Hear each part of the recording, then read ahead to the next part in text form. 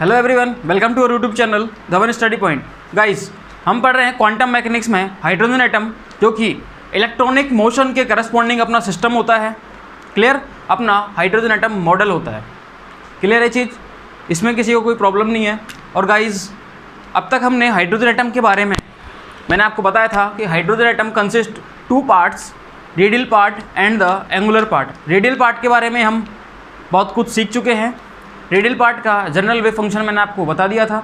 मैंने आपको उसी के साथ 1s orbital, 2s orbital, 2p orbital, इनके वेव फंक्शंस क्या निकल के आते हैं ये मैंने आपको बता दिया था। और साथ में how to normalise the radial part of hydrogen atom, ये भी मैंने आपको बता दिया था कि कोई भी आपको रेडियल पार्ट दे दे और उसका नॉर्मलाइजेशन कांस्टेंट पूछे या फिर आपसे वो नॉर्मलाइज कराए उस वेव फंक्शन को, तो आपको वो सब कुछ आता है, ऐसा मैं मान रहा हूँ। आपने वो चीज़ें सारी समझ ली है, याद कर ली हैं और प्रैक्टिस भी कर ली है।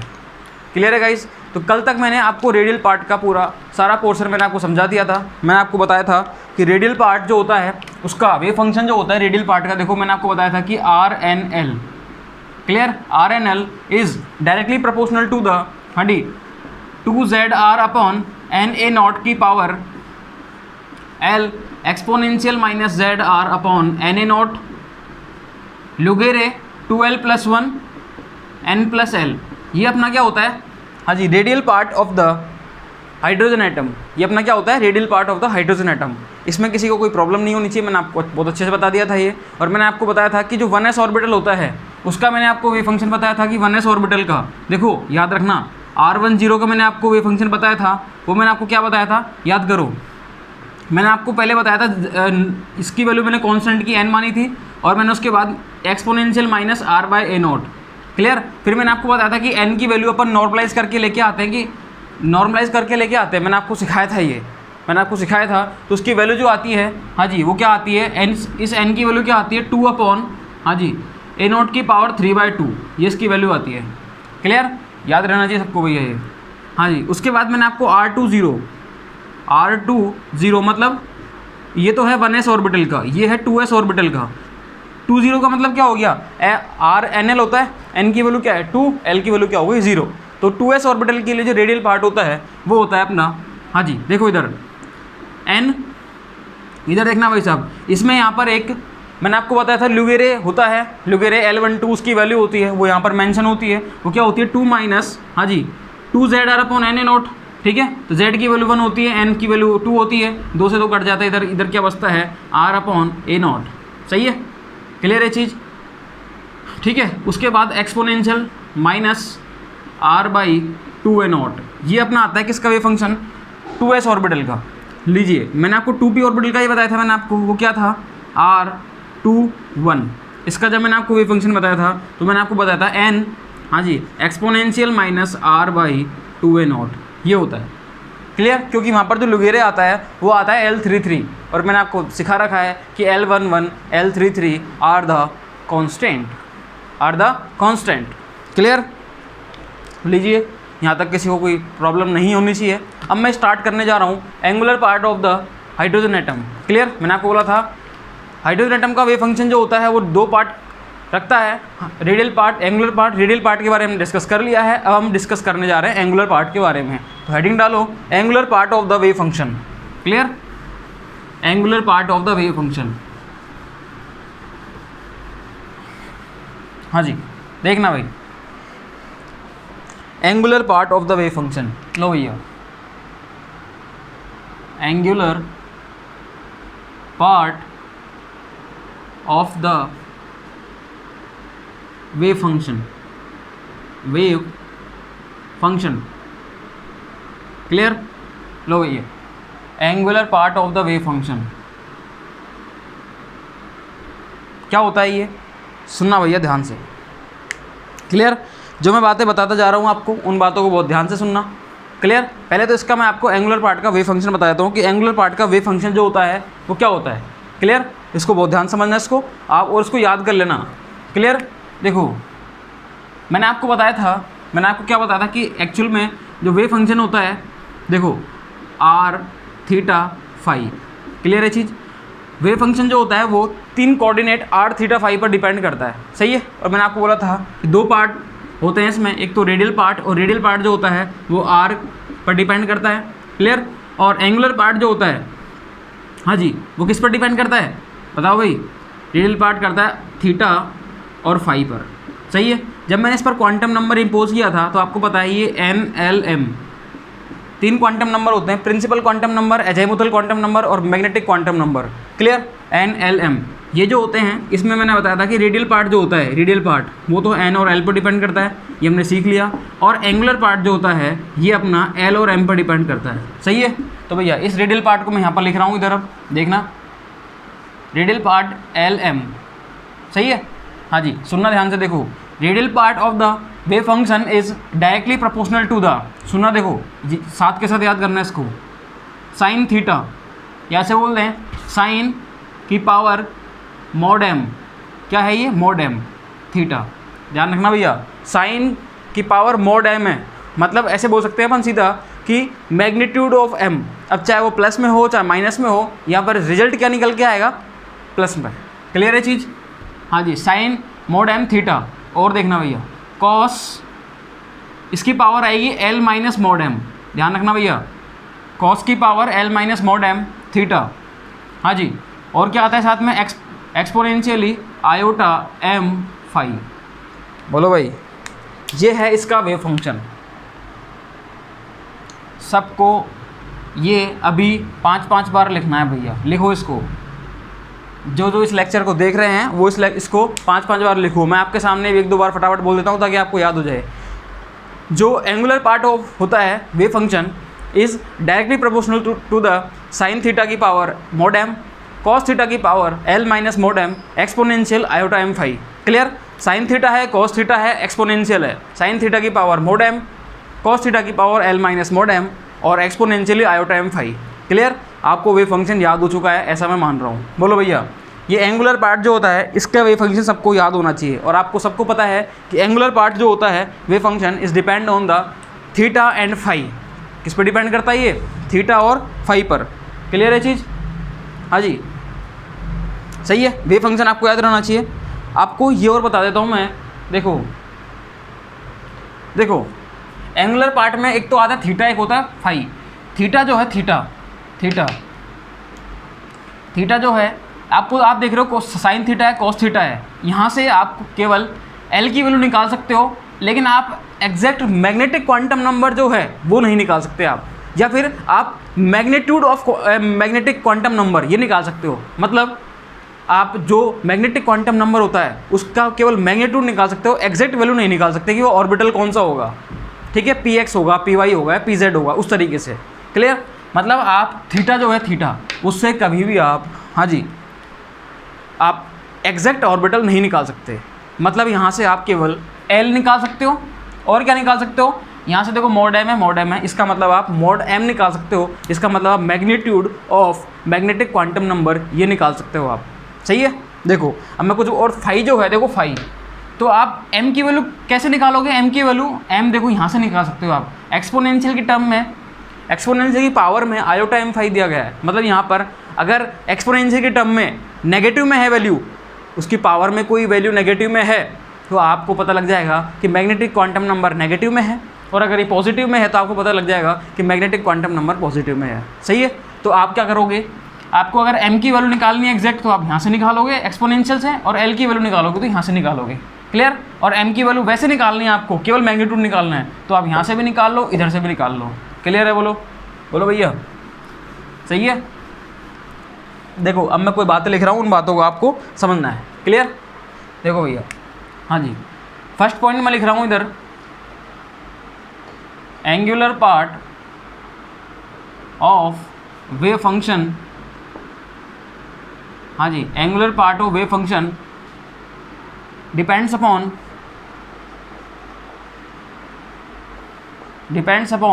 हाँ जी, सबको पता है थीटा एंड फाई, क्लियर, इसमें किसी को दिक्कत नहीं है, सही है। हाँ जी, और थीटा पार्ट जो होता है आपको पता है वो डिपेंड करता है किस पर, l और m पर, l और m भी कौन सा, मॉड m, ध्यान रखना भैया। सेकंड पार्ट में क्या लिख रहा हूँ, हाँ जी, theta theta part of wave function, theta part of wave function, हाँ जी, डिपेंड्स अपॉन द, हाँ जी बोलो भाई, एल और एल एंड मॉड एम। बोलो भाई ये बात समझ में आई या नहीं आई? हाँ जी, theta part of wave function depends on the l and mod m. ठीक, क्लियर? देखना एक और पॉइंट, थर्ड पॉइंट, फाई जो होता है, फाई आपको दिखाता है किसके बारे में? Exact value of m. Clear कि एम की वैल्यू एग्जैक्टली क्या होगी। लो भैया, इसका मतलब मैं बोल सकता हूँ क्या, फाई पार्ट जो होता है ऑफ वेव फंक्शन, हाँ जी, डिपेंड्स अपॉन, देखना भैया, डिपेंड्स ऑन, हाँ जी क्या, एम। लो भाई, आपको पता होना चाहिए कि टोटल वेव फंक्शन जो होता है एंगुलर पार्ट वाला, एंगुलर पार्ट का जो वेव फंक्शन होता है वो थीटा और फाई पर डिपेंड करता है।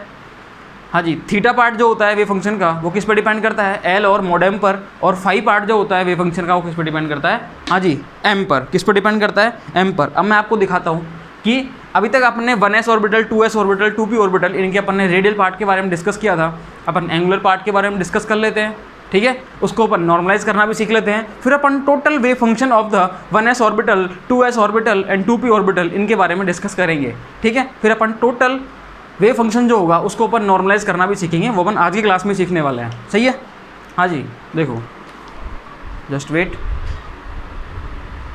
हाँ जी, देखना भैया, मैं आपको अब बताने जा रहा हूँ कि angular part of 1s orbital क्या होता है। सुनना, देखो ध्यान से, हेडिंग डाल लेना आप चाहे से, एंगुलर पार्ट, हाँ जी, angular part of 1s orbital. कौन सा ऑर्बिटल? 1s ऑर्बिटल के लिए एंगुलर पार्ट क्या होगा, इसको समझना भैया ध्यान से। कुछ नहीं करना आपको पता है 1s ऑर्बिटल के लिए n की वैल्यू क्या होती है? हाँ जी 1, l की वैल्यू क्या होती है? 0। अब l की वैल्यू 0 होती है तो m की वैल्यू तो ऑब्वियसली क्या होगी? 0 होगी। देखो भैया, हाँ जी, angular part of 1s orbital, that means we know that l equal to 0 and m equal to 0, और हमें l और m ही चाहिए, सही है? अब देखो, इनकी वैल्यू आप किस में रख दो? इस वेव फंक्शन में रख दो भैया, गामा या y। देखो n और l और m, l की वैल्यू क्या है? 0, m की वैल्यू क्या है? 0। इसका मतलब क्या हो गया? y 0 0। देखो, इस प्रोपोर्शनलिटी के साइन को आप हटाओगे तो क्या आएगा? एक कांस्टेंट आएगा, उसको मैं n से डिनोट कर रहा हूँ, बिकॉज n क्या होगा यहाँ पर? नॉर्मलाइजेशन कांस्टेंट, सही है? क्लियर? देखो आगे, साइन थीटा की पावर मॉड m, साइन, हाँ जी, इसकी पावर क्या होगी? मॉड m, मतलब 0 का मोड हो गया, और थीटा। और देखना भैया, कॉस, हाँ जी, cos l minus mod m। अब मोड क्या है? मोड में m की वैल्यू क्या है? 0। भैया l की वैल्यू भी 0 हो गई। देखो भैया, l की वैल्यू भी क्या हो गई? 0, और m की वैल्यू भी क्या हो गई? 0, उसका मोड m, और फिर क्या आ गया? थीटा। एक्सपोनेंशियली देखना भैया, आयोटा m की वैल्यू 0 हो गई, तो आयोटा डॉट 0.5। देखना भैया, वापस देखना यहाँ पर, हाँ जी, 0 0, y 0 0 इजिकल टू, देखना भैया n, हाँ जी, किसी की पावर अगर 0 होती है, किसी की पावर अगर 0 हो, सुनना भैया, किसी की पावर अगर 0 होती है तो उसकी वैल्यू क्या होती है? 1। क्या होता है? 1। लो भैया, इसकी वैल्यू क्या हो जाएगी? 1। इसकी वैल्यू भी क्या हो जाएगी भैया? हाँ जी, इसकी वैल्यू भी क्या हो जाएगी? 1, और इसकी वैल्यू भी क्या हो जाएगी भैया? 1, सही है? लो भाई, आपको सामने निकल के आया कि एंगुलर पार्ट जो होता है वो क्या आया? केवल n। क्या आया? केवल और केवल n। लो भाई, इसका मतलब angular part of the 1s orbital is equal to the normalisation constant. Clear? अब ये n की वैल्यू क्या है? इसकी वैल्यू निकालने के लिए, इस n की वैल्यू निकालने के लिए हम इस पर नॉर्मलाइजेशन की कंडीशन अप्लाई करेंगे। क्लियर? इस पर हम क्या करेंगे? नॉर्मलाइजेशन की जो कंडीशन है उसको अप्लाई करेंगे। क्लियर है? देखो, एक चीज़ सुनना ध्यान से, अपन 1s ऑर्बिटल की बात कर रहे हैं, सही है? 1s ऑर्बिटल की, आप 1 को तो छोड़ो, एक बार s ऑर्बिटल की देखो, l की वैल्यू 0 और m की वैल्यू 0। ये s ऑर्बिटल के लिए हमेशा क्या रहेगा? l भी 0 रहेगा, m भी 0 रहेगा, सही है? s ऑर्बिटल के लिए l भी 0 रहेगा, m भी 0 रहेगा। और जब l की वैल्यू 0 और m की वैल्यू 0 होती है तो उस केस में एंगुलर पार्ट मेरा क्या रहता है? एब्सेंट रहता है। मेरा क्या रहता है? एंगुलर पार्ट एब्सेंट रहता है। ध्यान रखना भैया, ये बहुत काम की बात है और बहुत काम का स्टेटमेंट है ये, सही है? हाँ जी, मैंने क्या बोला? जब एस ऑर्बिटल अपन की बात जो एस ऑर्बिटल की अपन बात करेंगे, जब भी अपन एस ऑर्बिटल की बात करेंगे तो उस केस में क्या होता है, एल की वैल्यू 0 और एम की वैल्यू भी क्या रहेगी 0, एल की वैल्यू भी 0, एम की वैल्यू भी 0, तो उस केस में एंगुलर पार्ट मेरा क्या रहेगा, एब्सेंट रहेगा, मेरा क्या रहेगा उसमें, एब्सेंट रहेगा। क्लियर? हाँ जी, देखना भाई, मैं यहाँ पर लिख सकता हूँ क्या, सो हाँ जी, in s orbital value of, हाँ जी, value of l and m is equal to 0। So देखना भैया, सो हाँ जी, एंगुलर पार्ट इज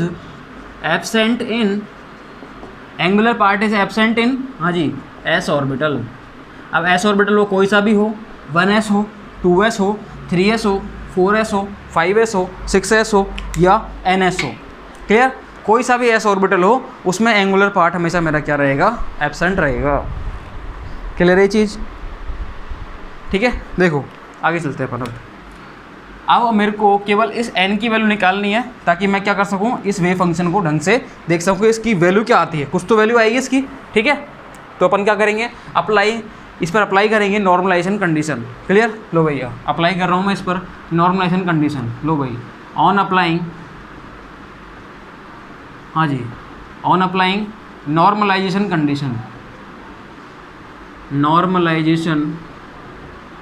हाँ जी कंडीशन, इस पर मैं क्या कर रहा हूँ, नॉर्मलाइजेशन जो कंडीशन है उसको अप्लाई कर रहा हूँ। सही है? और वो क्या होती है सबको पता है। हाँ जी, देखना भैया, y 0 0, हाँ जी, y 0 0, फिर क्या इसका स्टार हो जाएगा। क्लियर? फिर y 0 0, हाँ जी, डीटो इजिकल टू क्या होना चाहिए, 1। सही है? और यहाँ पर लिमिट आ जाएगी। और आपको पता है कि एंगुलर पार्ट जो होता है उसमें थीटा भी होता है और फाई भी होता है, और थीटा की लिमिट क्या होती है 0 से पाई, और फाई की लिमिट क्या होती है 0 से 2 पाई। ये मैंने आपको सिखा रखा है। क्लियर? जो थीटा होता है, थीटा, इसकी लिमिट क्या होती है 0 से पाई। क्लियर? और जो फाई होता है इसकी लिमिट क्या होती है 0 से 2 पाई। क्लियर? लो भैया, ये आपके समझ में आता है। सही है? तो एक बार तो अपन लिख देंगे 0 से पाई और एक बार अपन लिख देंगे 0 से 2 पाई। क्लियर है चीज़? क्योंकि मैंने आपको बता रखा है जो कंडीशन ऑफ नॉर्मलाइजेशन होता है वो क्या होता है, Sai star Sai ditto. Clear? तो साई स्टार हो गया, साई हो गया, डिटो हो गया इक्वल टू 1। अब मेरे को ये भी पता है कि डिटो जो होता है, ditto for the angular part, देखो जो टोटल डिटो होता है, टोटल वॉल्यूम एलिमेंट होता है, वो होता है r² dr sine theta d phi. Clear? और r² dr होता है रेडियल पार्ट के लिए, और बाकी जो बच जाता है वो किसके लिए होता है, हाँ जी, एंगुलर पार्ट के लिए, साइन थीटा d फाई। ये किसके लिए होता है, for angular part, for angular part. सही है? हाँ जी, बोलो भाई, इसमें किसी को दिक्कत नहीं होनी चाहिए। लो भैया रख दो। अब यहाँ पर जो ये n निकल के आया, इसकी वैल्यू क्या है, साई की वैल्यू क्या है यहाँ पर n। ठीक है, इसकी वैल्यू क्या रहेगी n। लो भैया लगा दो भैया, 0 से पाई, 0 से 2 पाई। अब इंटीग्रेशन अपन कितनी बार करेंगे, 2 बार करेंगे। सही है? एक बार थीटा के रेस्पेक्ट में, एक बार फाई के रेस्पेक्ट में। सही है? लो भाई, इधर भी n आ गया, इसका अपन देखते हैं इसकी वैल्यू, इसकी भी n आ गई। अब डिटो की बात करते हैं, रख दो भैया ditto, sine theta d phi is equal to क्या आ गया 1, इजिकल टू क्या आ गया 1। लो भैया, अब जो n² को तो पहले बाहर लो, n², देखो n इंटू n आ गया तो n² हो गया। ठीक है, n² को बाहर ले दिया। अब देखो जो थीटा है उसका इंटीग्रेशन करेंगे अपन 0 से पाई की लिमिट में, और जो फाई है उसका इंटीग्रेशन करेंगे 0 से 2 पाई के रेस्पेक्ट में। क्लियर है? लो भैया, इसका इंटीग्रेशन कर दो 0 से पाई। सही है? हाँ जी, sine theta d theta. Clear? और इसका देखो, इसका देखना भैया, 0 से 2 पाई, 0 से 2 पाई, और इधर क्या है ओनली d फाई, इधर क्या है only d phi is equal to 1। सही है? Equal to 1। लो भैया, अब करो उसका इंटीग्रेशन करते हैं n²। देखो साइन थीटा का इंटीग्रेशन क्या होता है, सबको पता है भाई, साइन थीटा का इंटीग्रेशन क्या होता है, हाँ जी, माइनस कॉस थीटा, और लिमिट क्या रहेगी 0 से पाई। ये लोअर लिमिट, ये हो गई अपर लिमिट। क्लियर? इंटीग्रेशन सिखा रखा है मैंने सबको, इंटीग्रेशन कैसे करते हैं। d फाई का इंटीग्रेशन क्या होता है, फाई होता है। क्या होता है, फाई, और इसकी लिमिट क्या हो जाएगी 0 से 2 पाई। सही है? Equal to 1। बोलो भाई, किसी को कोई दिक्कत नहीं होनी चाहिए इसमें। सही है? n²। क्लियर? अब देखो यहाँ पर अपन वैल्यू रखते हैं इसकी पहले रखेंगे अपन पाई, फिर रखेंगे 0, तो माइनस कॉस पाई। क्लियर। अब फिर क्या लगेंगे माइनस, और आगे ऑलरेडी क्या है माइनस, अपन इनका क्या लेते हैं डिफरेंस लेते हैं अपन, upper limit minus lower limit, तो ये अपर लिमिट हो गई माइनस लोअर लिमिट, तो माइनस तो आएगा ही, और साथ में ये वाला माइनस भी, तो क्या हो गया प्लस। उसके बाद देखते हैं अपन कॉस 0, उसके बाद क्या देखते हैं अपन कॉस 0। सही है, क्लियर है चीज़, किसी को दिक्कत नहीं होनी चाहिए। इधर देखना भैया, इधर फाई है, तो फाई में अपन जब इसकी वैल्यू रखेंगे, अपर लिमिट क्या हो गया 2 पाई माइनस लोअर लिमिट क्या हो गया 0। लो भैया इजिकल टू 1। सॉल्व करते हैं इसको, देखो सॉल्व कर रहा हूँ मैं, सॉल्व कर रहा हूँ, देखो इसको एन स्क्वायर। हाँ जी देखना भैया, कॉस पाई की वैल्यू क्या होती है, मैं इधर लिख रहा हूँ कॉस पाई की वैल्यू क्या होती है -1। सबको पता है भैया, ये मैंने आपको सिखा रखा है। देखो इधर देखो, देखो ये देखना भैया, ये मैंने सिखा रखा है, ये होती है कॉस वेव। क्या होती है ये कॉस वेव, सिखा रखा है मैंने आपको। जो कॉस वेव होती है वो कैसे चलती है, थोड़ा नीचे लिख देता हूँ ताकि आपको दिख जाए ढंग से। कॉस वेव कुछ ऐसे चलती है भैया, ये इस तरीके से। सही है, ये है 0, ये है पाई, ये है सॉरी ये है 0, ये है पाई/2, और ये हो गया पाई। सही है, तो देखना भैया cos pi equal to -1, cos 0 equal to 1। Cos 0 देख लो क्या आ रहा है 1, तो कॉस 0 की देखो वैल्यू क्या आ रही है 1 आ रही है। सही है, देखो ये माइनस आ गया, कॉस पाई की वैल्यू ऑलरेडी क्या है -1। सही है, प्लस इसकी वैल्यू क्या हो गई 1, इधर से क्या निकल के आ रहा है 2 पाई, इधर से क्या निकल के आ रहा है 2 पाई इजिकल टू 1। सही है, देखना। हाँ जी देखना भैया ध्यान से, एन स्क्वायर क्या आ रहा है n square, minus minus plus, इधर क्या बचेगा 1 + 1, इधर क्या बचेगा 2 पाई इजिकल टू 1। देखो भैया इधर क्या बचेगा 2, इधर बचेगा 2 पाई, तो यहाँ से वैल्यू क्या निकल के आएगी n square 2 × 2 pi equal to क्या निकल के आएगा 4 पाई। क्या निकल के आएगा 4 पाई इजिकल टू 1। लो भैया एन स्क्वायर की वैल्यू निकालो, तो 4 पाई को नीचे भेज दो, तो भैया एन स्क्वायर की वैल्यू क्या निकल के आई 1/4 पाई। सही है, तो एन की वैल्यू क्या निकल के आएगी भैया, हाँ जी 1/√4 पाई, √4 पाई। लो भैया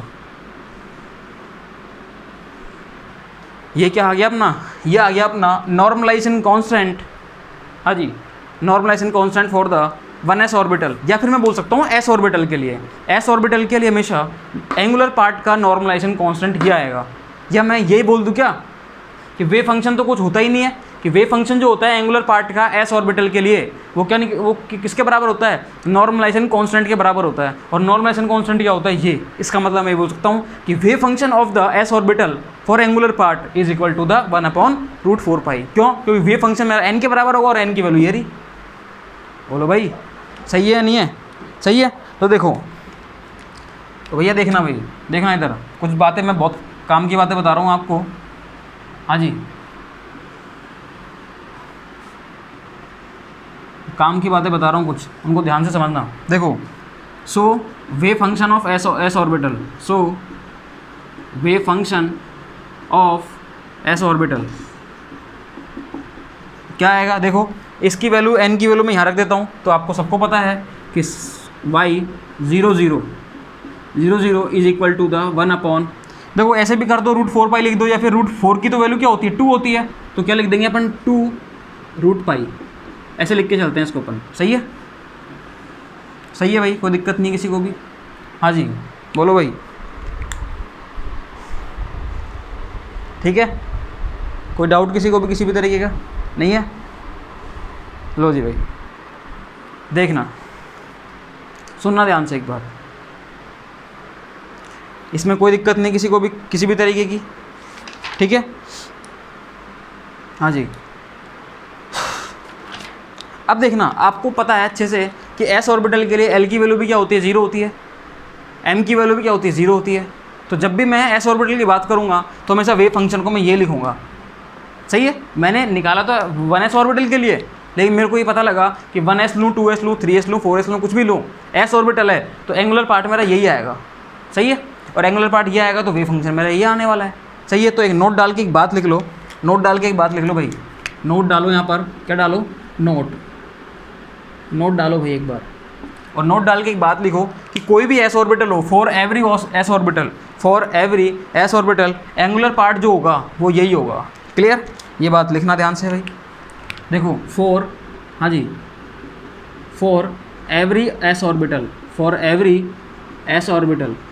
अब एवरी s ऑर्बिटल का मतलब क्या हो गया 1s हो गया 2s हो गया 3s हो गया, 4s हो गया, 5s हो गया, हाँ जी, और लिखूँ, अरे सो ऑन लिख दो, सही है। हाँ जी, उसके लिए क्या होता है, एल की वैल्यू भी 0 होती है, एम की वैल्यू भी 0 होती है, सही है। जब ऐसी बात होती है तो आपको ये पता होना चाहिए कि गामा जो ये जो वाई है, एंगुलर पार्ट जो है मेरा, ये 0 0 रहेगा, और इस वाई 0 0 की वैल्यू क्या रहती है, 1/, हाँ जी, या तो बोल दो √4π, या लिख दो इसको इक्वल टू 1/2 √π, सही है।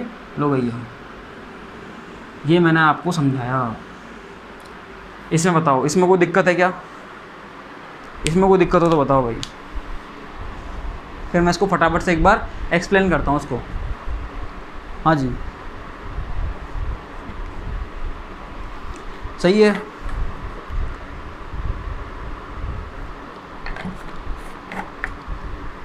देखो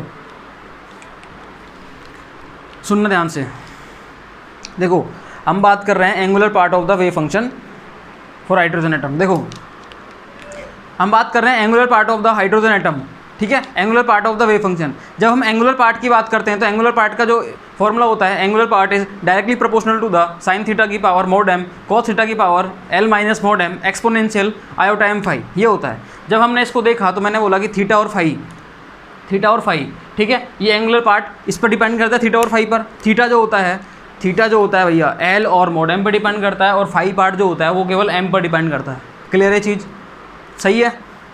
हाँ जी, मैंने आपसे क्या बोला कि एंगुलर पार्ट जो होता है वो डायरेक्टली प्रोपोर्शनल होता है साइन थीटा की power mod m cos theta की power l minus mod m exponential iota m phi, ठीक है। इसको जब मैंने 1s ऑर्बिटल के लिए एंगुलर पार्ट निकाला तो वो केवल नॉर्मलाइजेशन कांस्टेंट के बराबर आया, क्योंकि l की वैल्यू 0 और m की वैल्यू 0 होती है, ठीक है। फिर मैंने उस पर जब नॉर्मलाइजेशन कंडीशन लगाई तो मेरे पास नॉर्मलाइजेशन कांस्टेंट जो निकल के आया वो क्या निकल के आया, 1/√4π। जब मैंने इसको इसमें रखा तो मेरे को पता चला कि हर एक s ऑर्बिटल के लिए जो एंगुलर पार्ट होता है वो किसके बराबर होता है, 1/2√π, सही है। या फिर क्या बोल सकते हैं 1/√4π। ये बहुत काम की बात है, s ऑर्बिटल का वेव फंक्शन क्या होता है, एंगुलर पार्ट का 1/√4π, सही है। क्लियर, किसी को दिक्कत, समस्या, कोई परेशानी हो तो बताओ भाई, सही है। हाँ जी, अब एक बार मैं 1s ऑर्बिटल के लिए टोटल वेव फंक्शन लिख देता हूँ। एक बार क्या लिखता हूँ, टोटल वेव फंक्शन। जब तक आप इसका स्क्रीनशॉट लो, एक बार किसी को उतारना तो उतारो, इसका स्क्रीनशॉट लो, सही है।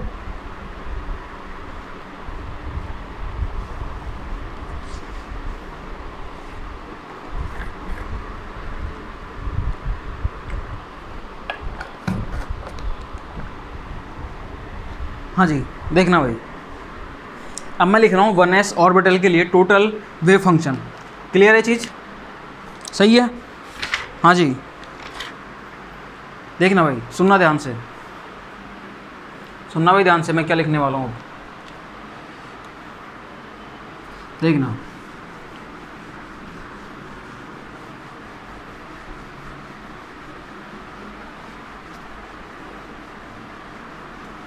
कि टोटल, हाँ जी, टोटल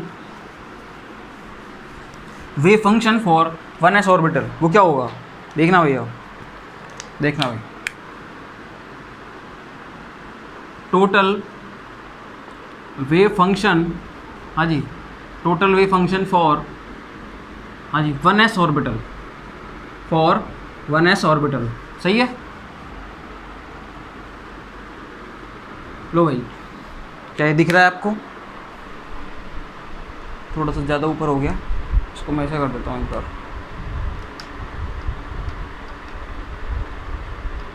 ठीक है। अब दिख रहा होगा आपको, देखना भाई, सुनना ध्यान से। देखो आपको पता है टोटल वेव फंक्शन जो होता है, मैंने आपको बोला था total wave function consist 2 part, radial part as well as angular part, सही है। तो मैं एक बार टोटल वेव फंक्शन लिख देता हूँ। आपको ये पता होना चाहिए कि 1s ऑर्बिटल के लिए n की वैल्यू क्या हो गई, 1 हो गई, l की वैल्यू क्या हो गई, 0 हो गई, और m की वैल्यू क्या हो गई, वो भी 0 हो गई, सही है। अब टोटल वेव फंक्शन जो होता है मैं क्या लिखूँगा, साई लिखूँगा, क्या लिखूँगा, साई, हाँ जी, 1 0 0, सही है, बोलो भाई। या फिर मैं एक बार ऐसे लिख देता हूँ इसको कि साई टोटल वेव फंक्शन के एक बार मैं जनरल फार्मूला लिख देता हूँ, साई n l m, ताकि आपको याद आ जाए। वो होता है अपना, हाँ जी, r n l के बराबर, एंड इस y l और m, सही है। ये रेडियल पार्ट हो गया, ये एंगुलर पार्ट हो गया। देखना भाई, रेडियल पार्ट का जो फॉर्मूला था, हाँ जी, अब एन एल एम की वैल्यू रख दो भैया, एन की वैल्यू क्या है 1, एल की वैल्यू क्या है 0, एम की वैल्यू क्या है 0, सही है। इसकी वैल्यू रखो। Radial part for 1s orbital क्या था 2/a0 की power 3/2 exponential minus r by a0, यही था। देखना भैया, देखो भाई 2/a0 की पावर 3/2 यही था, exponential minus r by a0, सही है। और एंगुलर पार्ट मेरा क्या है, नहीं वहाँ से देखो, एंगुलर पार्ट क्या है मेरा 1/2√π, यही है 1/2√π, ये मेरा क्या है angular part for the 1s orbital, सही है। अब देखो जो कट रहा है उसको काट दो और जो कॉन्स्टेंट वैल्यूज को एक तरफ लिख दो, बाकी वेव फंक्शन को एक तरफ लिख दो। इस 2 से तो मैंने 2 को काट दिया, सही है। इस 2 से तो मैंने किसको काटा 2 को। इस √π को मैं इधर ले आता हूँ, √π को मैं कहाँ ले आता हूँ, यहाँ पर ले आया, ठीक है। देखो तो यहाँ से वेव फंक्शन क्या निकलेगा ψ100, ψ100 अब क्या निकलेगा यहाँ से 1/√π, 1/√π, हाँ जी, a0 की पावर 3/2 यही बचेगा यहाँ से। √π को मैंने आगे ले दिया, a0 की पावर 3/2 ये बचा, exponential minus r by a0। लो भैया ये मेरा जो 1s ऑर्बिटल है इसका क्या है ये, हाँ जी इसका क्या है ये वेव फंक्शन, इसका क्या है वेव फंक्शन है ये मेरा, सही है।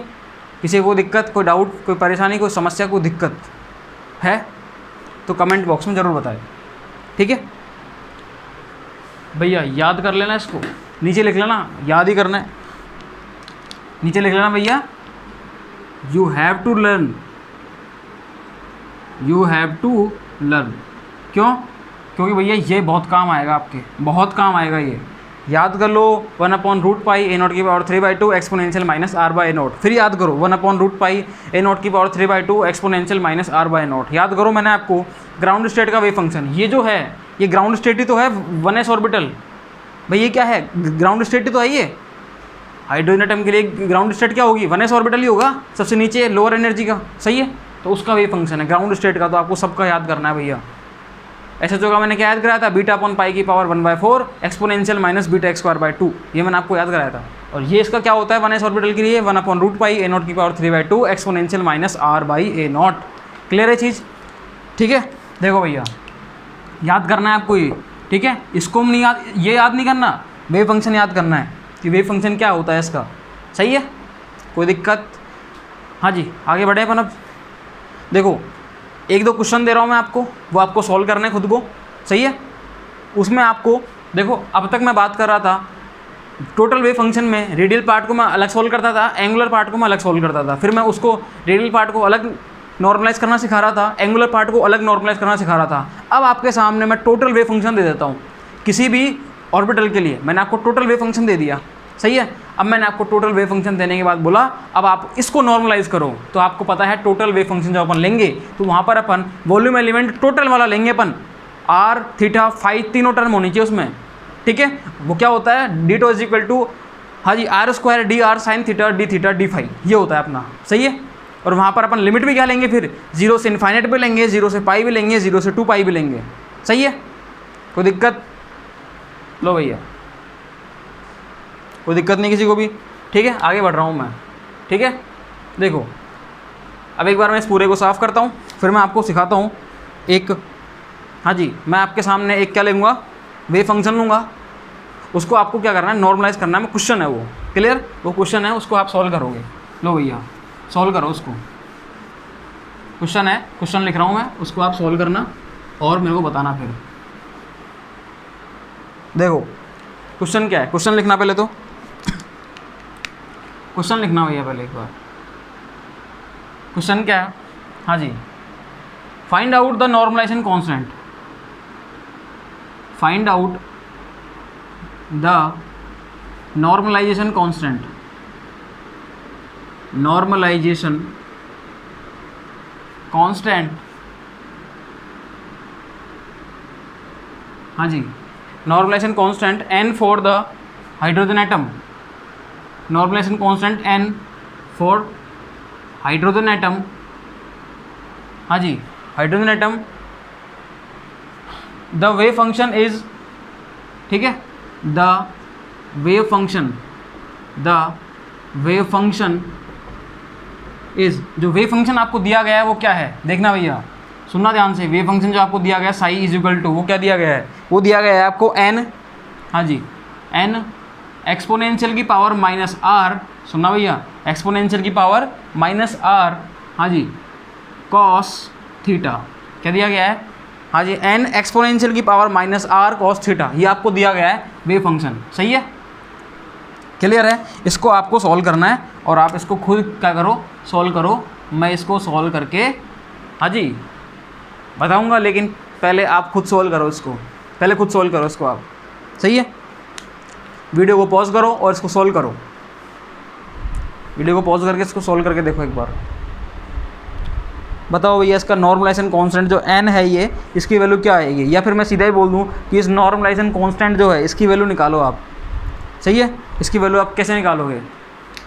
निकालोगे इसकी वैल्यू, देखो मैं सॉल्व करके बता रहा हूँ, वीडियो को पॉज करके आप सॉल्व करो, उसके बाद फिर वापस से आ जाए, देख लेना वीडियो को।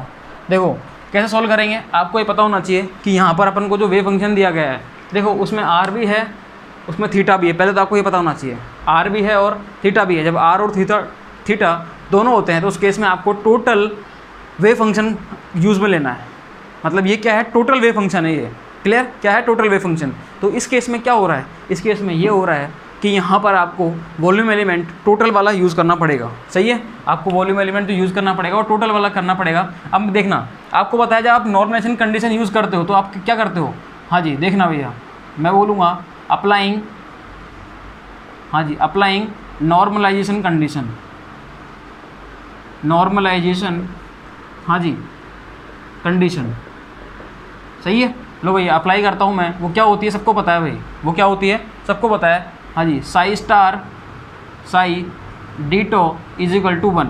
क्लियर, अब देखना मैं यहाँ पर साई लिखूँगा, साई स्टार लिखूँगा, साई लिखूँगा, डीटो लिखूँगा, आयोटा है नहीं, तो साई स्टार और साई दोनों सेम रहेंगे। सही है, देखो मैं लिखता हूँ एक बार, ठीक है। और मैं यहाँ पर 3 लिमिट लगाऊंगा, क्यों? क्योंकि यहाँ पर r है, थीटा है, फाई है, तीनों की लिमिट आएगी। और तीनों की लिमिट क्या आएगी? 0 से इन्फाइनाइट आएगी, 0 से पाई आएगी और 0 से 2 पाई आएगी। सही है, यह आएगा। और देखना भैया, फंक्शन लिखो भैया, फंक्शन लिखो। फंक्शन क्या है? n एक्सपोनेंशियल की power minus r cos theta. ठीक है, फिर से फंक्शन आएगा n एक्सपोनेंशियल की पावर माइनस आर, हाँ जी, कॉस थीटा। क्लियर, अब आएगा डीटो। क्या आएगा? D tau, volume element. Volume element क्या होगा? R square d r sine theta d theta d phi. सही है, और इज इक्वल टू क्या आ जाएगा भैया? 1। इज इक्वल टू क्या आ जाएगा? 1। सही है, कोई दिक्कत नहीं किसी को भी। अब देखो, अब सुनना, देखो ये आपको दिख रहा है साफ साफ। इसमें क्या करना, जो आर की टर्म है उसको 0 से इन्फाइनाइट वाले इंटीग्रेशन के साथ लिख देना। ठीक है, जो थीटा वाली टर्म है, थीटा वाली कौन सी है? Cos theta sine theta. इसको आप किसके साथ लिख देना? इसको आप लिख देना 0 से पाई के साथ। और फाई वाली टर्म को किसके साथ लिख देना? 0 से 2 पाई के साथ। इस इतने बड़े इक्वेशन को देख के डरना मत, पहले तो इस इक्वेशन को देख के डरना नहीं। ठीक है, और अप्लाई कैसे करना है? मैंने कुछ नहीं किया, ये वेव फंक्शन दिया, इस वेव फंक्शन पर मैंने क्या करा? नॉर्मलाइजेशन की कंडीशन अप्लाई कर दी। और वो क्या होती है? Sai star psi ditto. ठीक है, हाँ जी, मैंने साई लिखा, वेव फंक्शन लिख दिया, फिर साई लिखा, वेव फंक्शन लिख दिया, डीटो लिखा, वॉल्यूम एलिमेंट डीटो क्या होता है? R square d r sine theta d theta d phi. ठीक है, is equal to 1, is equal to 1। अब मेरे पास आर थीटा फाई तीन क्या है? वेरिएबल्स हैं, तो तीनों की लिमिट आएगी 0 से इन्फाइनाइट, 0 से पाई, 0 से 2 पाई। सही है, हाँ जी। अब मैं इनको क्या कर रहा हूँ? यहाँ से सेपरेट कर रहा हूँ। मैं इनको क्या कर रहा हूँ? सेपरेशन कर रहा हूँ आर थीटा फाई का। लो भैया मैं करता हूँ, यहाँ से मैं करूँगा separation of r theta phi. लो भाई करता हूँ, देखो पहले मैं करूँगा 0 से इन्फाइनाइट। क्लियर, देखो पहले आर लिखूँगा मैं। आर क्या क्या है? एक तो आर स्क्वायर है। क्लियर है, देखो एक्सपोनेंशियल की पावर माइनस आर है, इसकी पावर माइनस आर है, तो एक्सपोनेंशियल की पावर क्या होगी? माइनस का 2r, माइनस का क्या हो गई? 2r। सही है, हाँ जी। फिर क्या है यहाँ पर? डी आर है, डी आर को लास्ट में लिखूंगा मैं। सही है, ये तो हो गई आर वाली टर्म। कुछ और बचा? नहीं बचा। लो भैया अब मैं लिखूंगा थीटा वाली लिमिट। जो थीटा वाली टर्म होती है उसकी लिमिट क्या होती है थीटा की? 0 से पाई। ठीक है, तो मैं 0 से पाई में लिखूंगा इसको। देखो मैं क्या लिखूंगा? साइन थीटा लिखा मैंने, हाँ जी, साइन थीटा लिखा। कॉस थीटा और कॉस थीटा क्या हो जाता है? Cos square theta. क्या हो गया? Cos square theta. और क्या है? D theta. लो भैया डी थीटा। सही है, देखो एक टर्म तो ये हो गई, एक टर्म ये हो गई, फाई वाली बची, तो 0 से 2 पाई, 0 से 2 पाई। और क्या है यहाँ पर? केवल फाई में केवल ओनली क्या है? D phi. फाई में ओनली क्या है? D phi is equal to 1। कितना सिंपल है यार, इसे सिंपल कुछ हो सकता है क्या? नहीं हो सकता ना, तो काहे का डरना फिर। सही है, सही है, कोई दिक्कत नहीं है। अब देखो इनका अपन को इंटीग्रेशन करना है। सही है, अब इनका इंटीग्रेशन कैसे करेंगे उसको समझना भैया। इसका इंटीग्रेशन देखो, मैंने आपको जो जनरल मैथ समझाई थी वो ऐसी मैथ्स है, उसमें 3-4 फॉर्मूले बताए मैंने आपको, वो सब जगह काम आएगी पूरे हाइड्रोजन एटम में। मैंने आपको वो बता दिया। देखो उससे सब कुछ सॉल्व होगा, आपको एक्स्ट्रा कुछ भी नहीं पढ़ना, कुछ नहीं पढ़ना आपको मैथ्स के लिए एक्स्ट्रा। देखो ये वाला मैंने आपको बता ही रखा है। मैंने आपको क्या बता रखा है, मैंने आपको क्या बता रखा है, सुनना देखो ध्यान से। हाँ जी, आर की power n exponential minus alpha R D R 0 से इनफाइनाइट इजिकल टू, जब ऐसा इंटीग्रेशन आता है तो उसका रिजल्ट क्या होता है, n factorial divided by alpha की पावर n+1। फिर मैंने आपको 3 इंटीग्रेशन और बताए थे मैंने आपको कि sign cube theta d theta 0 से पाई क्या होता है 4/3। फिर मैंने आपको बताया था sine theta cos square theta 0 से pi, sine theta cos square theta d theta 0 से पाई 2/3। क्या बताया था मैंने आपको, 2/3 याद करो। एक इंटीग्रेशन और बताया था मैंने आपको। और इसके अलावा फिर मैंने एक और इंटीग्रेशन बताया था sine theta cos theta d theta 0 से पाई इक्वल टू 0। क्लियर। लेकिन इसकी वैल्यू मैंने क्या बताई थी आपको 2/3, और इसका तो वैल्यू 2 होती है। क्लियर। तो तीनों आप सॉल्व कर सकते हो इजीली। देखो इसकी वैल्यू अपन करेंगे, हाँ जी यहाँ से देखते हैं अपन इसमें, तो देखो n की वैल्यू तो क्या निकलेगी यहाँ से 2, क्या निकलेगी 2 एल, और एल्फा की वैल्यू क्या निकलेगी यहाँ से, देखना भैया एल्फा की वैल्यू क्या होती है, एक्सपोनेंशियल की टर्म में माइनस आर को छोड़कर जो भी होता है वो क्या होता है एल्फा। सही है। तो यहाँ पर एल्फा क्या हो गया, देखो एक्सपोनेंशियल की टर्म माइनस आर को छोड़कर क्या बचा 2, लो भैया ये हो गया अपना। सही है।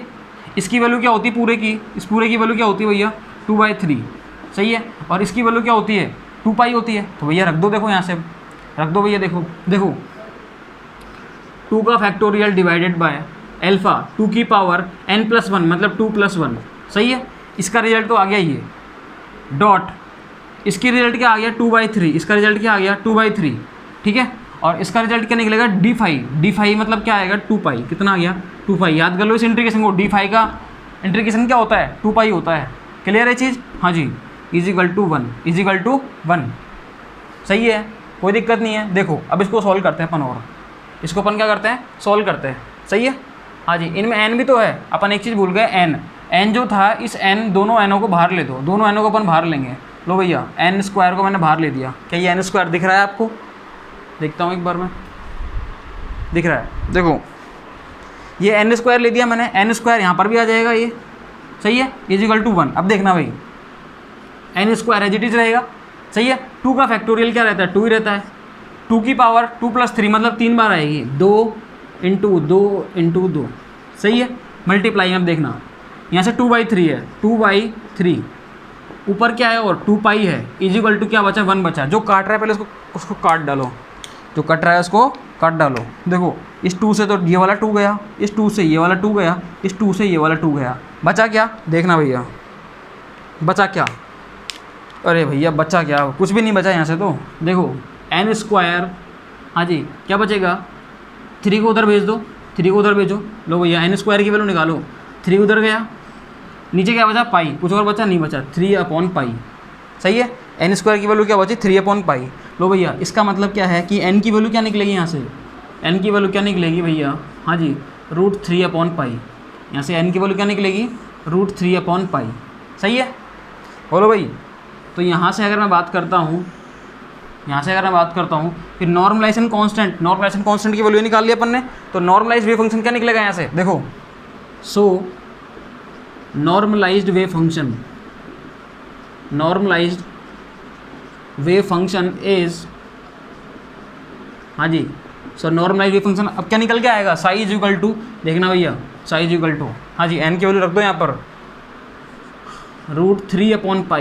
√3/पाई, हाँ जी exponential minus r cos theta. सही है। ये निकल के आ गया भैया, ये क्या है नॉर्मलाइज्ड वेव फंक्शन, ये क्या है अपना नॉर्मलाइज्ड वेव फंक्शन। तो भैया ये अपना आंसर है। किसी को कोई दिक्कत हो तो बताओ भाई। हाँ जी, कोई डाउट किसी को भी, किसी भी तरीके का कोई समस्या, कोई परेशानी, कई बार भी कोई बात समझ में नहीं आई हो। सही है। चलो भैया आगे बढ़ते हैं, एक क्वेश्चन और देता हूँ, उसको और सोल्व करो।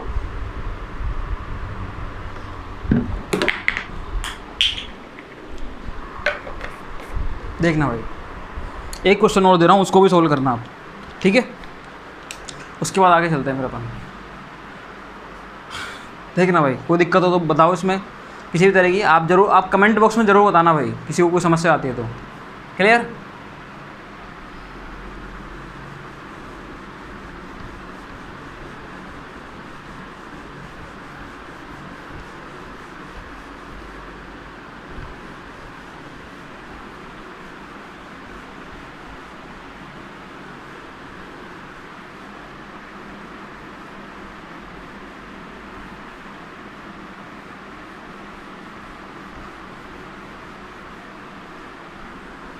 देखो एक क्वेश्चन और दे रहा हूँ, सॉल्व करना उसको, क्लियर?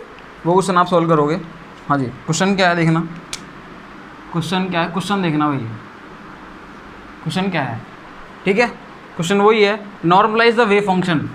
आपको क्या करना है, नॉर्मलाइज करना है एक वेव फंक्शन, नॉर्मलाइज द, हाँ जी, wave function, normalise the wave function. अब वो वेव फंक्शन आपको जो दिया है वो क्या है देखना भैया, हाँ जी, psi is equal to, psi is equal to, हाँ जी, एक्सपोनेंशियल की पावर माइनस आर, एक्सपोनेंशियल की power minus r sine theta, ये आपको वेव फंक्शन दिया है, क्लियर?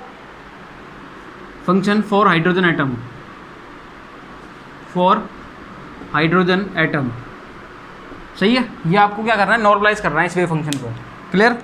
लो भैया सॉल्व करते हैं अपन इसको, अपन क्या करते हैं इसको सॉल्व करते हैं। पहले आप क्या करो, इस वीडियो को पॉज करो, खुद सॉल्व करो, उसके बाद सॉल्यूशन देखना, ठीक है?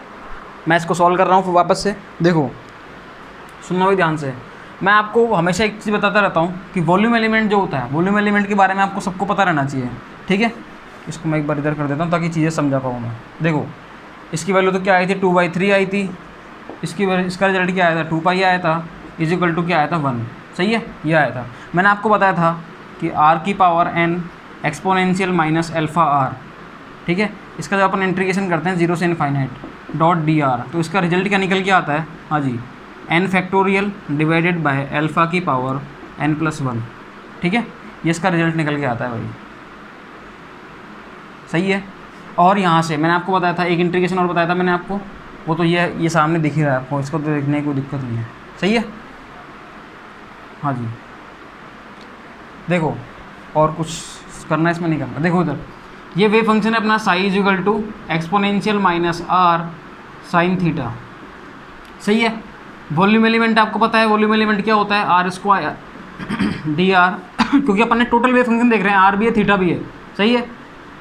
तो टोटल अपन वॉल्यूम एलिमेंट भी लेंगे, sine theta d phi, clear? लो भैया अप्लाई करो उस पर नॉर्मलाइजेशन कंडीशन, ठीक है? Applying normalisation condition, normalisation condition apply कर दो भैया इस पर, क्लियर? क्या होती है वो, psi star psi d tau is equal to 1, लो भैया psi star psi d tau is equal to 1, clear? हाँ जी, अप्लाई कर दो। आपको पता है कि साई जो है उसमें आर थीटा फाई की टर्म है, इसलिए इंटीग्रेशन कितने आएंगे, 3 आएंगे, एक 0 से आएगा इनफाइनाइट, एक आएगा 0 से पाई, एक आएगा 0 से 2 पाई, सही है?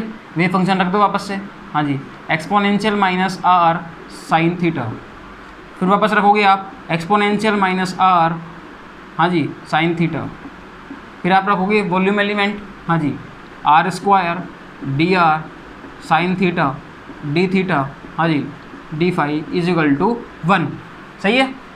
वेव फंक्शन रखा, वॉल्यूम एलिमेंट रखा, is equal to 1, psi star psi d tau is equal to 1। वापस सेपरेशन कर दो इसका, आर की टर्म, थीटा की टर्म और फाई की टर्म, सही है? करो भाई, देखो देखना भाई इसको, 0 से इनफाइनाइट, सही है?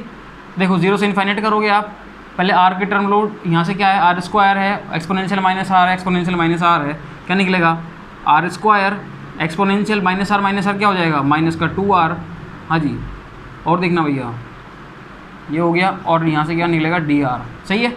ये तो हो गई आर की टर्म सेपरेट। इसके बाद देखते हैं अपन थीटा की टर्म, तो 0 से पाई आ गया, सही है? हाँ जी, अब देखो साइन थीटा क्या हो गया, साइन क्यूब थीटा, क्या हो गया, साइन क्यूब थीटा, और इधर क्या है डी थीटा, सही है? डॉट, देखो अब है 0 से 2 पाई वाले लिमिट, और अंदर क्या बचेगा, d phi is equal to 1। लो भैया कोई दिक्कत नहीं किसी को भी, सही है?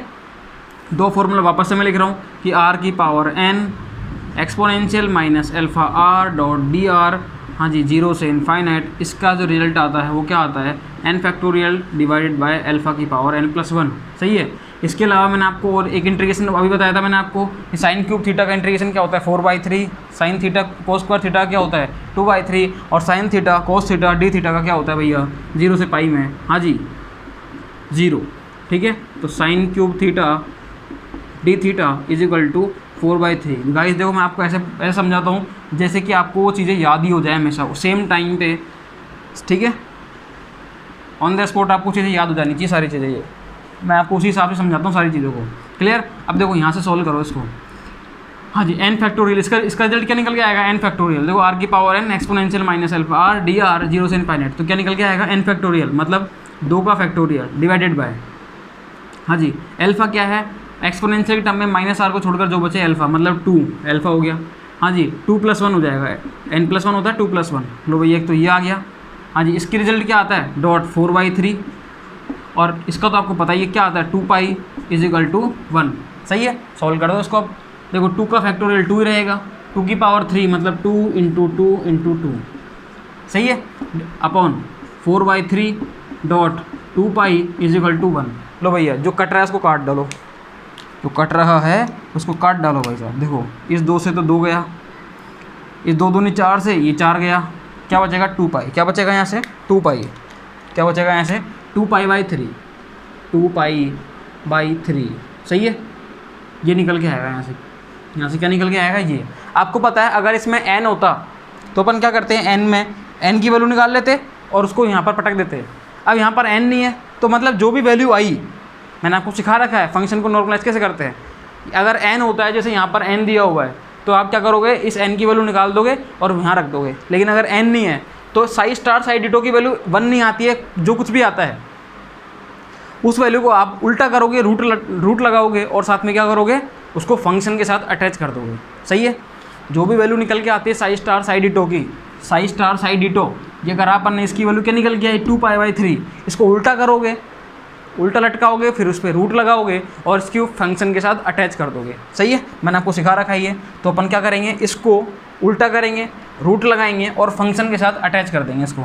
सही है, तो देखो मैं इसको उल्टा कर रहा हूँ, 3y, हाँ जी, देखो मैं सीधे लिख देता हूँ, सो नॉर्मलाइजेशन कांस्टेंट, देखो मैं सीधे लिख देता हूँ इसको, so normalisation constant is, so normalisation constant, हाँ जी, n = क्या हो जाएगा? उल्टा करूँगा, रूट लगाऊंगा 3, देखो उल्टा करूँगा फिर रूट लगा दूंगा तो उल्टा हो गया 3/2π और रूट लगा दिया मैंने। सही है, तो ये क्या आ गया? इस n की वैल्यू निकल के आ गई है। सही है, ये क्या निकल के आ गई? n की वैल्यू, और n क्या होता है मेरा? Normalization constant. सही है, अब मैं यहाँ से क्या करूँगा? इस नॉर्मलाइज्ड वेव फंक्शन की वैल्यू लिख दूंगा, मतलब इस वैल्यू को इस फंक्शन के साथ चिपका दूंगा मैं इसको। सही है, देखना भैया, सो सीधे लिख देता हूँ मैं, सीधे लिख देता हूँ भैया, हाँ जी, सो देखना भैया यहाँ लिख रहा हूँ मैं इधर, सो नॉर्मलाइज्ड वेव फंक्शन, हाँ जी, सो नॉर्मलाइज्ड वेव फंक्शन इज, देखना भैया सुनना ध्यान से, क्या है? साई = हाँ जी, इस वैल्यू को इसके साथ चिपका दो, √3/2π को इसके साथ चिपका दो इस वेव फंक्शन के साथ। लो भैया √3/2π और साथ में क्या आ गया? एक्सपोनेंशियल माइनस r, हाँ जी, साइन थीटा। लो भैया ये अपना क्या है? नॉर्मलाइज्ड वेव फंक्शन है। ये अपना क्या हो गया भैया? Normalised wave function. क्लियर है चीज़? बोलो भाई, कोई समस्या हो तो बताओ।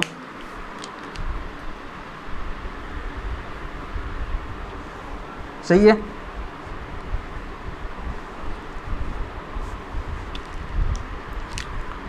देखना भाई, मैंने आपको दो वेव फंक्शन दिए। जब मैं आपसे रेडियल पार्ट की बात कर रहा था तो उस केस में मैंने आपको केवल रेडियल पार्ट दिया था। उस रेडियल पार्ट को देने के बाद मैंने आपको, हाँ जी, 1s 2s और 2p ऑर्बिटल का मैंने आपको रेडियल पार्ट निकालना सिखाया था और उसको नॉर्मलाइज करना सिखाया। फिर मैंने आपको एंगुलर पार्ट सिखाया। मैंने एंगुलर पार्ट आपको 1s ऑर्बिटल के लिए सिखाया और सभी s ऑर्बिटल के लिए सिखा दिया, जो क्या निकल के आता है? 1/√4π। सही है, फिर मैंने आपको दोनों वेव फंक्शन को मर्ज करना सिखाया। फिर मैंने आपको 1s ऑर्बिटल का वेव फंक्शन सिखाया, जो क्या निकल के आता है? 1/√π a0/3/2 एक्सपोनेंशियल माइनस r/a0। सही है, ये निकल के आता है। क्लियर है चीज़? अब देखो मैंने आपको दो वेव फंक्शन दिए, देखना इधर, मैंने आपको दो वेव फंक्शन दिए। हाँ जी, अपने पास दो क्वेश्चन है, नेट में आए हुए, नेट के क्वेश्चन है भैया ये। सही है, देखना भैया, मैंने आपको दो क्वेश्चन दिए, मैंने आपको बोला कि दो वेव फंक्शन है, आपको क्या करना है? नॉर्मलाइज करना है। ठीक है। ये n exponential minus r cos theta, आपको पता है ये टोटल वेव फंक्शन है, यहाँ पर r की टर्म में थीटा की टर्म में, इसका मतलब यहाँ पर आप वॉल्यूम एलिमेंट जो लोगे वो टोटल वाला लोगे, r square d r sine theta d theta d phi, ये आप क्या लोगे, वॉल्यूम एलिमेंट लोगे। क्लियर। तो आपने ये लिया psi star psi d tau, आपने इजिकल टू 1 आपने नॉर्मलाइजेशन कंडीशन लगाई और ये सॉल्व करते गए। यहाँ पर आपके पास n की वैल्यू क्या आई, √3/पाई। सही है। इसको फंक्शन के साथ आपने अटैच करा, आपके पास नॉर्मलाइज वेव फंक्शन निकल के आया। सही है। सेम कंडीशन आपने क्या करी, इसके साथ करी। यहाँ पर आपका वेव फंक्शन क्या आता है, exponential minus r sine theta, इसको आपने क्या करा, psi star psi d tau equal to 1 आपने नॉर्मलाइजेशन कंडीशन लगाई और आपने क्या करा, इसको नॉर्मलाइज किया और नॉर्मलाइज करके ये आप नॉर्मलाइजेशन कॉन्स्टेंट लाए और इसको फंक्शन के साथ अटैच करके आपने क्या करा, हाँ जी, नॉर्मलाइज्ड वेव फंक्शन आपने निकाला। सही है। तो how to normalise the total wave function of the hydrogen atom, ये आपको निकालना आ गया। How to normalise the radial part of the hydrogen atom, ये आपको निकालना आ गया। How to normalise the angular part of the hydrogen atom, ये आपको निकालना आ गया। आपसे कोई रेडियल पार्ट दे, हम वो निकालना जानते हैं। आपसे कोई एंगुलर पार्ट दे, हम वो भी निकालना जानते हैं। हमको कोई टोटल वेव फंक्शन दे, उसको नॉर्मलाइज कराए, हम वो भी निकालना जानते हैं। क्लियर है चीज़। हमसे कोई इंडिविजुअली रेडियल पार्ट पूछता है, हम जानते हैं। हमसे कोई इंडिविजुअली एंगुलर पार्ट पूछता है, वो भी हम जानते हैं। हमसे कोई अगर कोई टोटल वेव फंक्शन को नॉर्मलाइज करना सीखता है या टोटल वेव फंक्शन पूछता है, हम वो भी जानते हैं अब। सही है। तो आज का लेक्चर तक, 3 लेक्चर तक हमने टोटल वेव फंक्शन के बारे में तो सीख लिया है। सही है। अपने 3 लेक्चर में अपने बहुत कुछ सीखा है इसे अपन ने इनमें। सही है। टोटल वेव फंक्शन आपने सीख लिया है, रेडियल पार्ट हो गया, एंगुलर पार्ट हो गया और अपना क्या हो गया, हाँ जी, रेडियल पार्ट हो गया, एंगुलर पार्ट हो गया और अपना क्या हो गया, नॉर्मलाइज करना हो गया अपना टोटल वेव फंक्शन को। ठीक है। तो वेव फंक्शन की बात तो अपन ने सारी कर ली। यहाँ से अपन ने ये भी कर लिया कि अपन एन एल और एम की वैल्यू कैसे निकालेंगे। एन एल की वैल्यू मैंने आपको रेडियल पार्ट को देखकर मैंने आपको बता दिया था। सही है। मैंने आपको बोला था कि एन की वैल्यू जो होती है और एल की वैल्यू होती है, ये सारी वैल्यू अपन एक तो निकालते हैं एंगुलर पार्ट को देख के, एक अपन निकालते हैं नोड को देख कर। तो नोड को देख कर तो मैं आपको आगे बताऊंगा, फीचर पढ़ाऊंगा जब इसके हाइड्रोजन एटम के, तब बताऊंगा। लेकिन मैंने आपको वेव फंक्शन को देखकर समझा दिया है। सही है। कोई दिक्कत नहीं किसी को भी। तो अब आज के लेक्चर को अपन यहीं तक रखते हैं। ठीक है। और देखो मैं आपको एक बात और बताऊं, कल से अपन जो पढ़ने वाले हैं वो अपन पढ़ेंगे एवरेज वैल्यू। कल के लेक्चर में अपन एवरेज वैल्यू को ख़त्म कर देंगे। सही है। कल के लेक्चर में अपन क्या कर देंगे, एवरेज वैल्यूज़ को ख़त्म कर देंगे कंप्लीट तरीके से। सही है। बिल्कुल ख़त्म हो जाएगा अपना कल का लेक्चर में एवरेज वैल्यू। हाइड्रोजन एटम में एवरेज वैल्यू थोड़ी सी बड़ी है, थोड़ा ये बड़ा अपना पोर्शन रखता है एवरेज वैल्यू, क्योंकि इसमें बहुत सारी वैल्यूज़ आती हैं इसलिए। तो एवरेज वैल्यू का इसका काफ़ी बड़ा रहेगा। तो अपन एवरेज वैल्यू को फास्ट सीखेंगे, क्योंकि अपन ने बॉक्स में भी सीखा है, अपन ने एसएचओ में भी सीखा है। क्लियर। बॉक्स की वैल्यू याद है आपको सब सारी। हाँ जी। बताओ मेरे को एक्स एवरेज क्या होता है, मैं बताता हूँ, L/2 सबको मैं जब जैसे बोल रहा हूँ वैसे दिमाग में आनी चाहिए। एक्स स्क्वायर का एवरेज क्या होता है, L²/3 - L²/2n² π²। P x average क्या होता है, 0। पी एक्स स्क्वायर एवरेज क्या होता है, n² h²/4l²। सही है। हाँ जी। एसएचओ में आ जाओ। एसएचओ में क्या होता है, एक्स एवरेज क्या होता है, 0। सही है। हाँ जी। एक्स स्क्वायर का एवरेज क्या होता है इसमें, बोलो भैया, 1/2 बीटा। सही है। याद रहना चाहिए आपको। पी एक्स एवरेज क्या होता है, 0 और पी एक्स स्क्वायर एवरेज क्या होता है, ½ बीटा h²²। ये सारी चीज़ें आपको याद रहनी चाहिए गाइस। ऐसे ही मैं आपको इसकी बताऊंगा हाइड्रोजन एटम के लिए एक्स एवरेज, मतलब एक्स नहीं आएगा यहाँ पर, आर आएगा, क्योंकि अपन क्या पढ़ रहे हैं पोलर कोऑर्डिनेट्स में। तो r average, p r average, r का स्क्वायर का एवरेज, पी आर स्क्वायर का एवरेज, 1/r², r³ r4, ठीक है, 1/r। तो ये सारे एवरेज वैल्यू कौन सीखेंगे यहाँ पर। तो कल के लेक्चर में अपन एवरेज वैल्यू को पूरे को ख़त्म कर देंगे, को कंप्लीट तरीके से फिनिश कर देंगे अपन इसको। सही है। हाँ जी। बोलो भाई।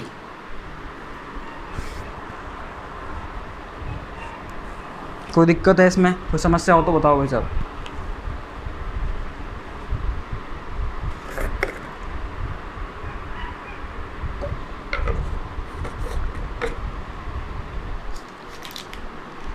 देखो तो आपको अब यहाँ तक सब कुछ समझ में आ गया होगा आपको कि अपना आगे का प्लान क्या है। एवरेज वैल्यू खत्म करने के बाद मैं फीचर्स पे आ जाऊँगा। फीचर्स खत्म करने के बाद मैं इसमें हाँ जी नोट वगैरह बता दूँगा आपको, प्लॉट्स के बारे में बता दूँगा और जनरल 1-2 बातें बता के हाइड्रोजन एटम को मैं फिनिश कर दूँगा फिर। सही है। अपना third application part of the Schrödinger wave equation, हाँ जी, electronic motion correspond to the hydrogen atom. Electronic जो मोशन होता है उसके करस्पॉन्डिंग अपन पढ़ते हैं hydrogen atom system, hydrogen atom model, ये सारा अपना खत्म हो जाएगा। उसके बाद अपन पढ़ेंगे fourth application part of the Schrödinger wave equation, that is a rigid rotor. ठीक है। वो खत्म होने के बाद अपना फर्स्ट यूनिट अप्रॉक्सीमेट खत्म हो जाएगा। अपन इसमें टनलिंग का फिनोमेना और पढ़ेंगे, ठीक है। वो अपना खत्म होने के बाद यूनिट 1 खत्म हो जाएगी। उसके बाद अपन कोई दूसरा टॉपिक देखेंगे। क्वांटम को भी अपन जारी रखेंगे। क्वांटम का सेकंड, थर्ड और फोर्थ यूनिट बहुत छोटी छोटी यूनिट है, बहुत जल्दी हो जाएंगी अपनी है। तो एक बार अपन यूनिट 1 को खत्म करेंगे और यूनिट 1 खत्म होने के बाद IIT JEM का तो कंप्लीट सिलेबस खत्म हो जाएगा। IIT JEM का जो सिलेबस होता है क्वांटम का वो केवल यही है, ठीक है।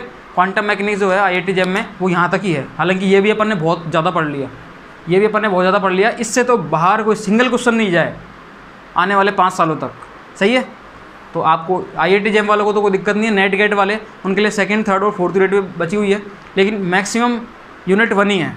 क्यों? यूनिट 1 से बहुत सारे क्वेश्चन आते हैं और सेकंड, थर्ड और फोर्थ यूनिट जो हैं वो इन्हीं पर बेस्ड है और बहुत छोटी छोटी यूनिट है वो, ठीक है। अप्रोक्सीमेशन मेथड्स हैं, HMO है और एक छोटी सी यूनिट है VBT MOT, उनसे अपन को लिंक करके पढ़ेंगे अपन उसको, सही है। तो ये सारी चीज़ें हैं अपन, ये सारी चीज़ें अपन को पढ़नी है, ठीक है।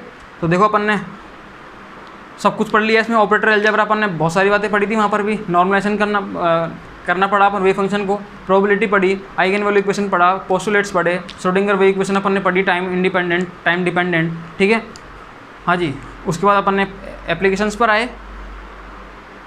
ट्रांसलेशनल मोशन के रिगार्डिंग अपन ने PIV मॉडल पढ़ा, वाइब्रेशनल मोशन के करस्पॉन्डिंग अपन ने SHO मॉडल पढ़ा और इलेक्ट्रॉनिक मोशन के करस्पॉन्डिंग अपन पढ़ रहे हैं हाइड्रोजन एटम, ठीक है। तो ये अपन पढ़ रहे हैं, ये अपना 4 या 5 लेक्चर में ख़त्म हो जाएगा पूरा, सही है। ये खत्म होने के बाद मैं स्टार्ट करूँगा 4th application part, that is the rotational motion के करस्पॉन्डिंग रिजिड रोटर। क्लियर? हाँ जी, बताओ भाई।